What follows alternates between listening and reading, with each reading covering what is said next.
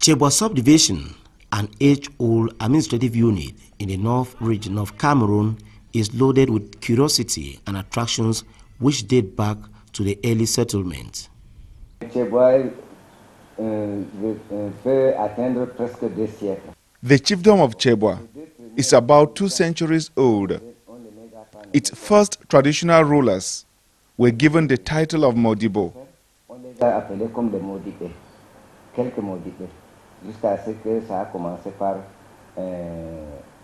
It was from the reign of Mustafa and later Musa that the title of Lamido was conferred on the first class chiefs of Chebwa until this day.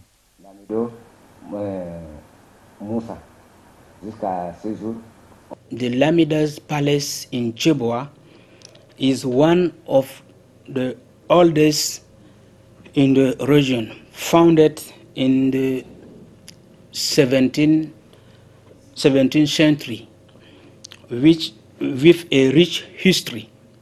An example is the architecture of the palace of Chebwa, which is the traditional seat of the chiefdom.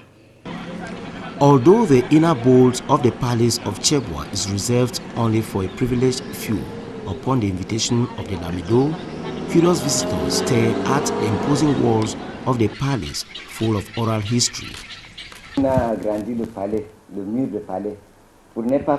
The palace walls have been elevated to make a difference between the Lamido's residents and those of ordinary citizens. Mythology holds that human beings were used as pillars at the time the walls were built.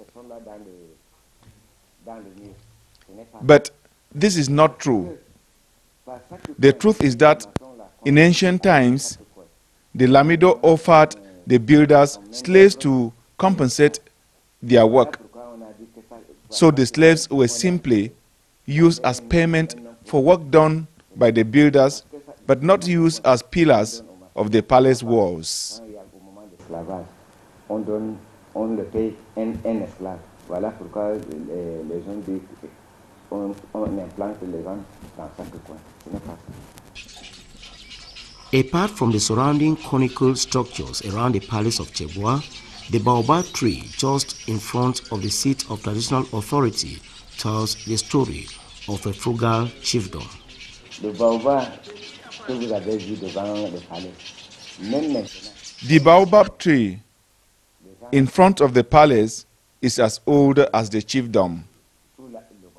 It is forbidden for anyone to sit under this tree. Why? This is because in ancient time, at the time of slavery, a slave sat beneath this tree, and a Passover who took him for the Lamido paid him allegiance. When the Lamido was informed of this, he banned people from sitting around the baobab so that nobody should be mistaken for the Lamido.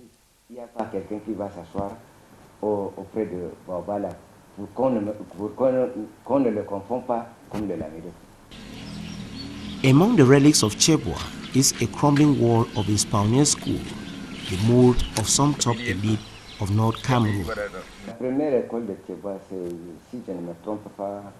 The very first school of Chebwa was constructed in 1950. By then, I was just a kid, and I can't remember how it actually took off. But why was the school built in front of the Lamido's palace? Because at that time, most people did not know the importance of education. So, the school was built here so that the Lamido himself will supervise the education of the children.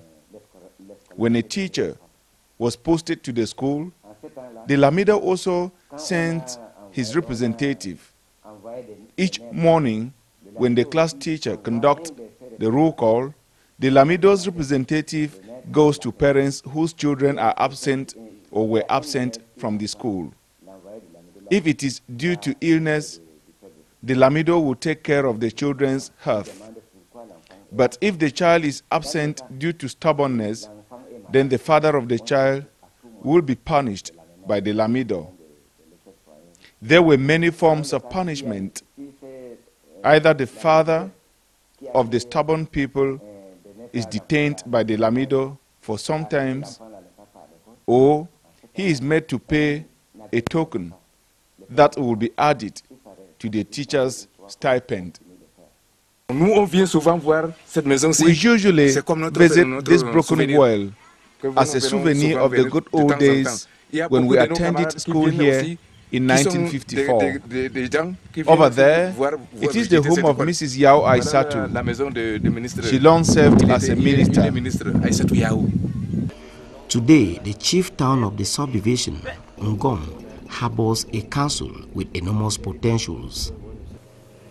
The particularities of this council include its agro-pastoral activities and even economic.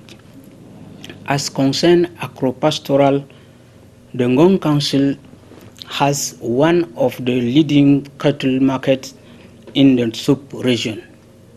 It also has a periodic market for cereal, which is among the best in northern Cameroon. A remarkable feature and perhaps the uniqueness of Chebwa is its abundance of touristic sites. In the Ngong Council, there are many wonders to discover. There are many caves, with some of them able to contain more than 5,000 people. During the colonial era, people used to take refuge here to escape from the fury of war. After colonialism, especially following independence, the caves were used to hide children being forced to go to school. Nobody could find them while in the caves. Another attraction is a fortress built during the First World War, used in ancient times as a shield against oppression. This wall was constructed by our ancestors since the First World War, and people used to hide behind the stony wall for security. Although part of the fortress has been destroyed, it is important to visit the wall. In what looks like a journey into the wilderness, tourists visit the water source of the Jelopo Highlands, imbued with therapeutic qualities. Voilà, c'est ici la source de montagne Jelopo. Bon. Since ancient times, tourists visited this mystical water just like locals. Water flows from here only during the dry season and not during the rainy season. People use water from this source for medical purposes.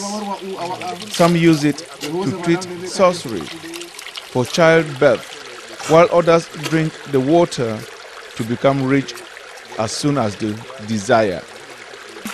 At night, mystical sounds come from these highlands as if it was a plane landing.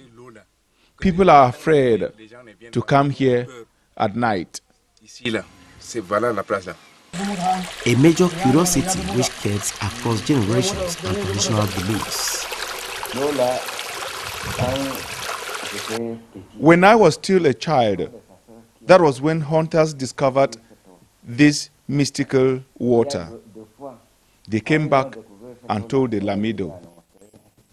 Villagers usually went to see the marvels of this water source. But this water does not want to receive somebody. The stone closes and water does not flow. But if you were lucky the stone left the water to flow. The Mont Jelepo has a mystical water source. Curiously, water flows from this stone only during the dry season. During the rainy season, no water is found here. Our ancestors relate that this water has therapeutic qualities. It is also said as from 6 p.m. it is forbidden to go to this water spring because at that time there is a very big snake which protects this spring. This somehow confirm the belief that the water has mystical powers. Trees in the chiefdom of Chebwa are also known to be imbued with healing powers when administered by renowned Dibias.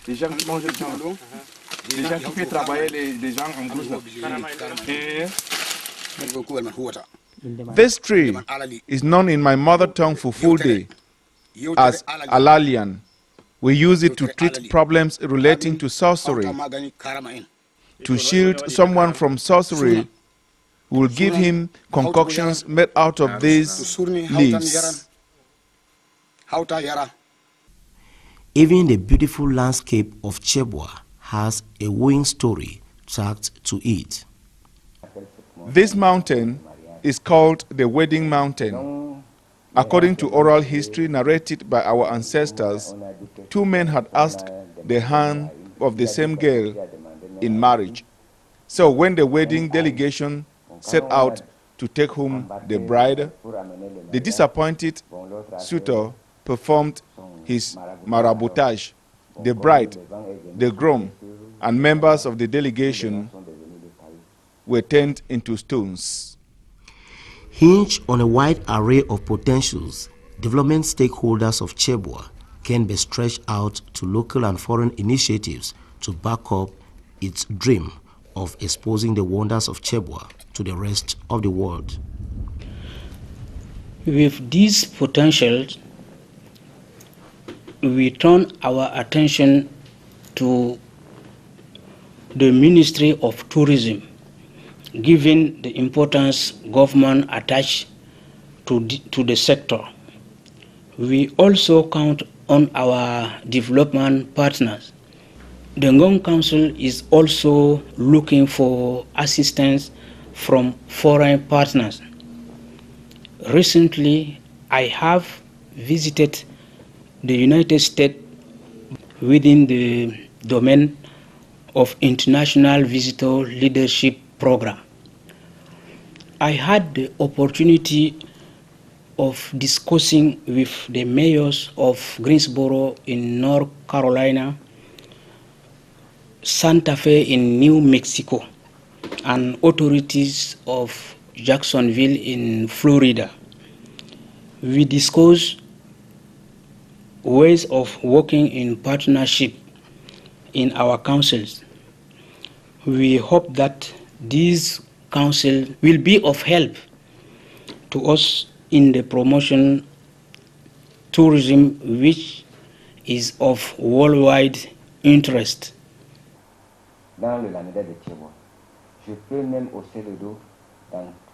As LAMIDA of Chebwa, I invite tourists to visit the wonders of Chebwa.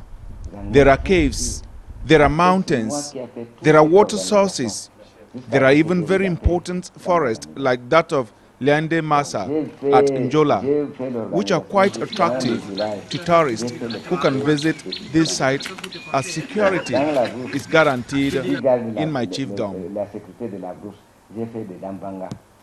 En cas de quoi, immédiatement, avant que je sache, il attaque. Pour la sécurité, j'en ai très sûr.